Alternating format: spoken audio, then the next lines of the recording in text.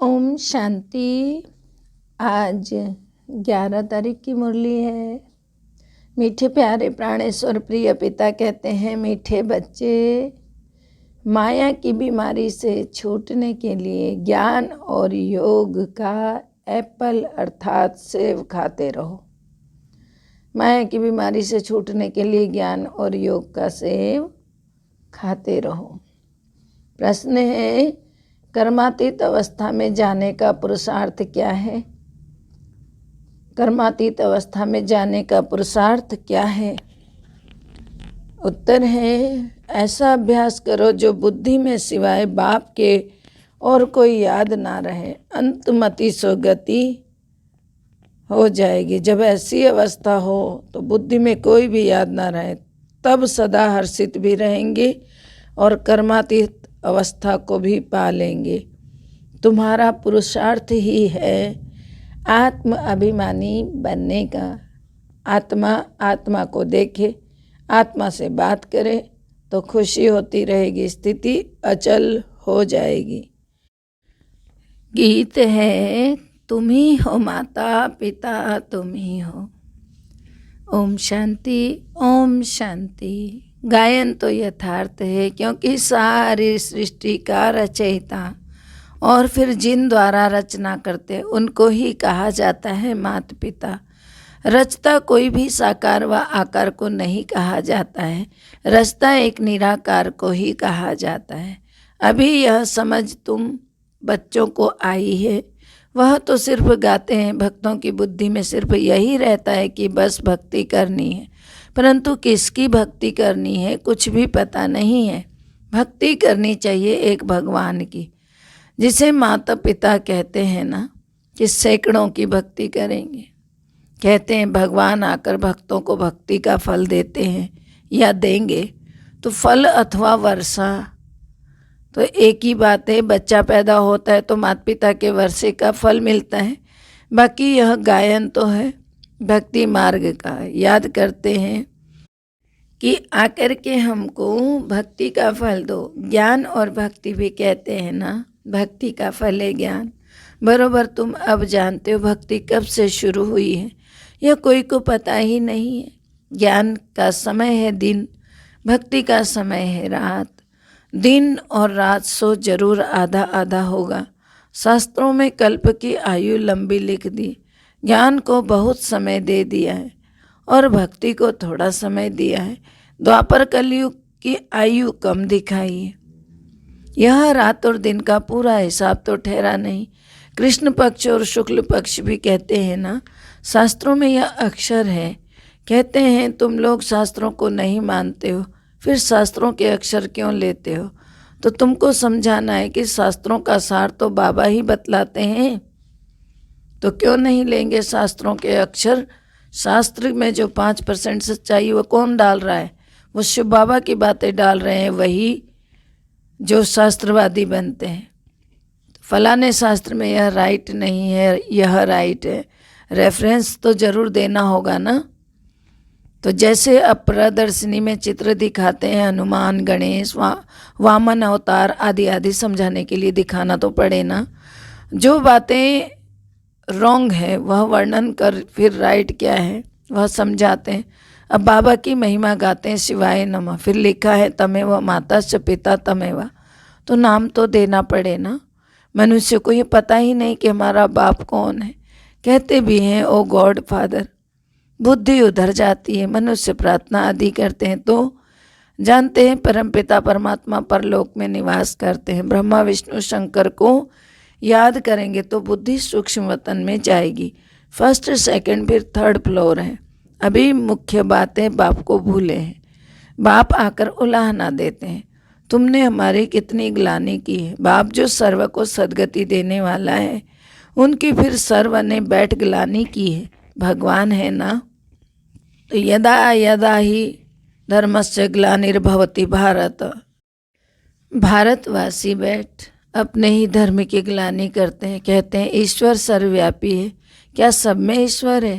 कह देते हैं कच्छ मच्छ अवतार, वराह अवतार। बाप तो भारतवासी बच्चों को ही कहते हैं, क्योंकि बच्चे ही तो ग्लानि करते हैं ना। यह मुरब्बी बच्चा जिसको ब्रह्मा कहते हैं वह भी ग्लानि करता था, बाबा कह रहे हैं। यह ग्लानि भी ड्रामा में नूद हुई, यही ड्रामा बन गया। तब तो पाप आत्मा बनते हैं ना। बाप ने तो सबको पावन बनाया था, क्योंकि पतित पावन है। पावन बनाकर विश्व का मालिक बनाते हैं। बनाने वाले बाप को कितनी गाली देते हैं, जब समझाते हैं तो उस समय मान लेते हैं। समाचार भी आता है, इतनों ने सही की। बराबर आपकी बात राइट है।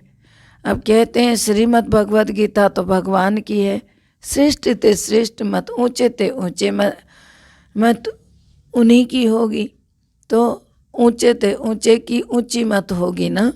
तो वहाँ आकर पतित भ्रष्टाचारी को शिष्टाचारी बनाते हैं।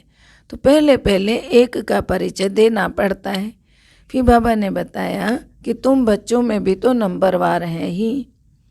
बहुत बच्चे लिखते हैं, बाबा क्या करें, माया का तूफान हमको ठहरने नहीं देता है, हमको यह विकार तंग करते हैं। बाबा कहते हैं तुमको इन पर विजय पानी है, नहीं तो पद भ्रष्ट हो जाएगा। शिक्षक ही अगर ऐसा कुछ काम करेंगे तो जरूर औरों को भी तो संशय पड़ेगा कि कुछ की चलन तो ऐसी है, और दूसरों को ऐसे समझाते हैं। विकार भी कोई सेम ही होता है, सतो रजो तमो में हर बात में होता है। तो बाबा कहते हैं सतयुग को सतो उच्च कहा जाता है, कलयुग को तमो नीच कहा जाता है। तो दुनिया तो भ्रष्टाचारी कहते हैं ना, परंतु अपने को कोई भ्रष्टाचारी नहीं समझते। दुनिया को सब कह देते भ्रष्टाचारी दुनिया है। ये नहीं देखते कि भ्रष्टाचारी दुनिया बनी किससे, हमसे बनी। तो खुद को तो भ्रष्टाचारी कोई नहीं समझता। तो बाबा समझाते हैं इस रावण राज्य में एक भी श्रेष्ठाचारी नहीं है। समझो कोई से पूछा जाता है ऊंचे ते ऊंचा कौन है, तो कहेंगे भगवान है। तो उनका ऑक्यूपेशन जानते हो, कहेंगे तो कहेंगे नहीं, या तो कहेंगे सन्यासी ही ऊंचे है क्योंकि पवित्र रहते हैं। खुद भी सन्यासियों को जानते हैं और फॉलो करते हैं, नमस्ते करते हैं। तो उन्हों को से पूछना चाहिए ना, सन्यासियों से भी जरूर कोई ऊंचा भी तो होगा। सन्यासी भी तो भगवान की साधना ही तो करते होंगे ना। आजकल तो चित्र देखो कितने बनाए हुए, सबसे ऊंचा परमात्मा को ही रखते हैं। फिर भी अब राम व कृष्ण के आगे शिवलिंग रखना यह भी तो बड़ा ही है ना। नहीं तो वह कोई शिव की पूजा थोड़ी ही करते हैं, वह तो खुद ही राज्य करते हैं। जब वह पतित बनते तब पूजने लगते हैं। ऊंचे ते ऊंचे निराकार परमात्मा को ही कहा जाता है। पतित पावन सर्व का सदगति दाता, सबका लिबरेटर, अपने साथ सबको ले जाएंगे। तुम जानते हो वह हमारा बाप है। हम सब इस समय बीमार हैं, 5 विकार रूपी बीमारी ने हमको घेरा हुआ है। ज्ञान से एवर हेल्दी वेल्दी हैप्पीनेस आ जाती है। तो कहते भी है ना, रोज एप्पल खाओ एवर हेल्दी बन जाएंगे। यह तो तुम प्रैक्टिकल में देख रहे हो, माया ने सबको बीमार बना दिया। अब सबको हेल्दी वेल्दी बनाने वाला एक बाप ही है। सूक्ष्म वतन में भी आत्माएं हेल्दी है, यहाँ अनहेल्दी आत्माएं फिर मूल वतन से पहले जब आत्माएं आएंगी तो सुख ही देखेंगी। तो बाप ब्रह्मा द्वारा हमको बहुत सुख देते हैं। तो अविनाश तो होना ही है। इस यज्ञ से विनाश ज्वाला निकलती है। वो लोग राय करते हैं शांति कैसे हो, आपस में सलाह मशवरा करते हैं कि भाई शांति कैसे हो, शांति होनी चाहिए दुनिया में। परंतु यह भी गाया जाता है, नर चाहत कुछ और है, होत कुछ और है। शांति भी तब होगी जब विनाश होगा। फिर अभी सभी आत्माएं मुक्ति धाम में चली जाएंगी। विनाश होने के सिवाय और कोई उपाय तो हो ही नहीं सकता है। यह भी उन्हों को बतावे कौन। भीष्म पितामह आदि को तो पिछाड़ी में ज्ञान मिलना है। मनुष्य तो शांति के लिए उपाय ढूंढते रहते हैं, आपस में मिलकर एक हो जाए, परंतु ऐसा तो हो ना सके। आगे भी विनाश हुआ था, यादव और कौरव भी थे, गीता का भगवान भी आया था। अब पतित दुनिया, इसमें शिष्टाचारी कोई हो ना सके। सबसे श्रेष्ठ हैं लक्ष्मी नारायण, यही सतयुग में राज्य करते थे। अभी तो देखो भ्रष्टाचार की वृद्धि हो गई है, इसलिए विनाश तो जरूर होना ही है। फिर विनाश के बाद ही सब सुख शांति को पा सकेंगे। सबको समझाना है कि हम आदि सनातन देवी देवता धर्म के हैं। पहले वही धर्म था, अभी तो है नहीं, फिर से उसकी स्थापना हो रही है। इस समय हम ब्राह्मण हैं, ना कि देवता। जब कोई भाषण आदि करने के लिए स्टेज पर आते हैं तो कुछ न कुछ ख्याल करके विचार करके आते हैं, तो यह बोलेंगे। हमारे बच्चे तो समझते हैं क्या बोलना है। शांति स्थापन करने वाला तो एक ही सर्व का सदगति दाता बाप है, वही लिबरेटर है। यह समय वही है। तो बाबा कहते हैं सबको वापस ले जाने का समय। बाबा बच्चों से पूछते हैं, बच्चे तुम अपने को सतयुग में चलने के लायक समझते हो?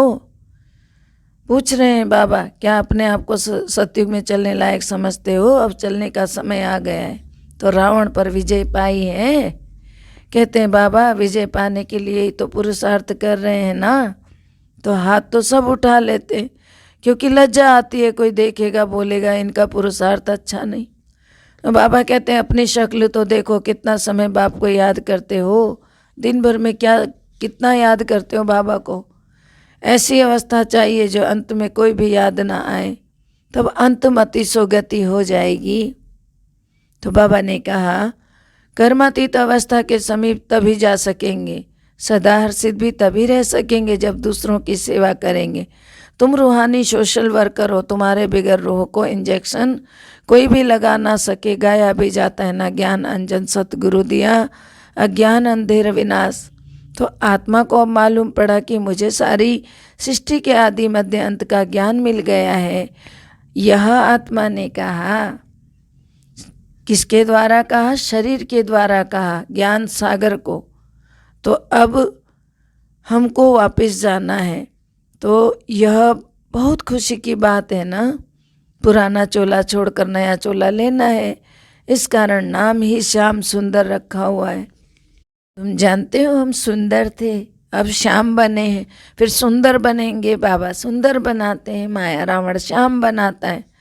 तो काम चिता पर बैठने से श्याम बन जाते हैं। यही बड़ी समझने की सहज बातें हैं। नॉलेज तो देखो स्टूडेंट की बुद्धि में नंबरवार ही धारण होती है।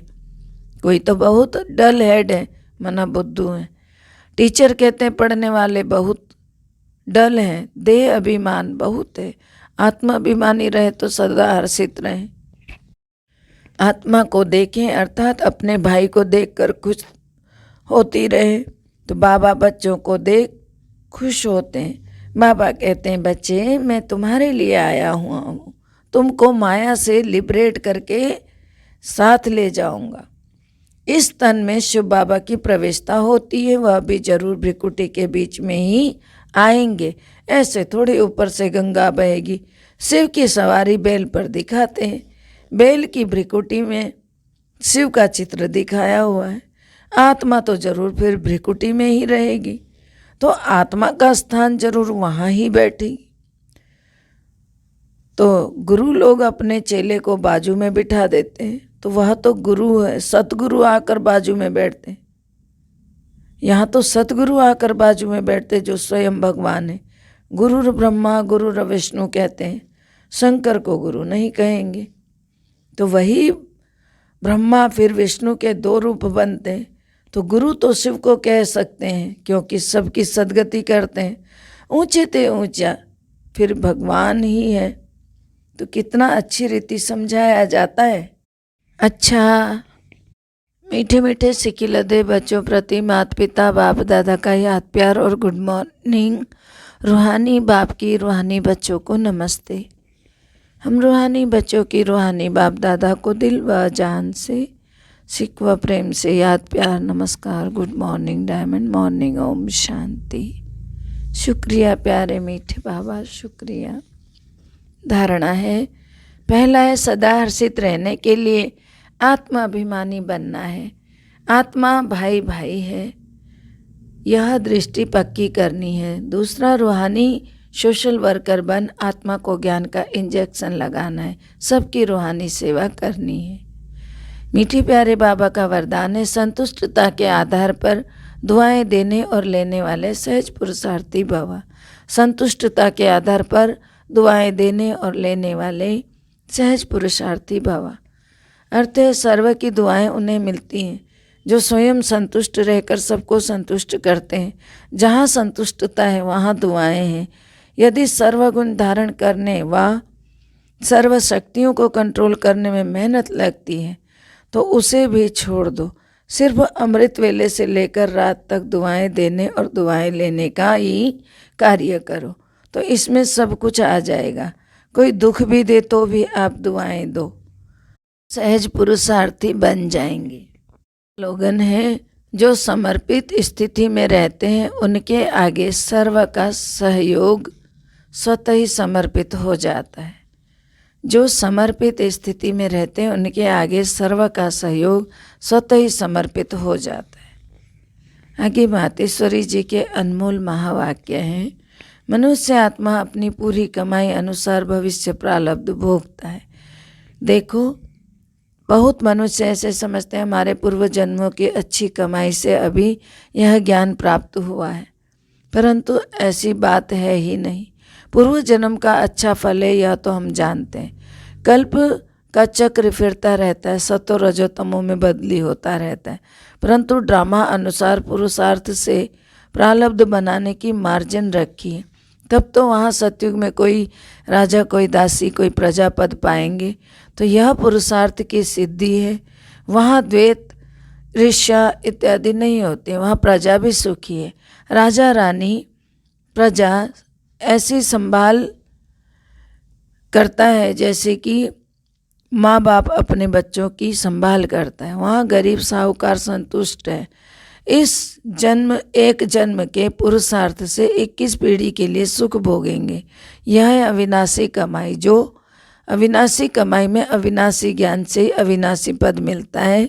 हम अभी सत्युगी दुनिया में जा रहे हैं। यह प्रैक्टिकल खेल चल रहा है, यहाँ कोई छूमंत्र की बात ही नहीं है। अच्छा, ओम शांति। सबका भला हो, सब सुख पाएं, सब परमात्मा से जुड़ जाएं। सबका भला हो, सब सुख पाएं, सब परमात्मा से जुड़ जाएं। सबका भला ही भला हो, सब सुख पाएं। ओम शांति।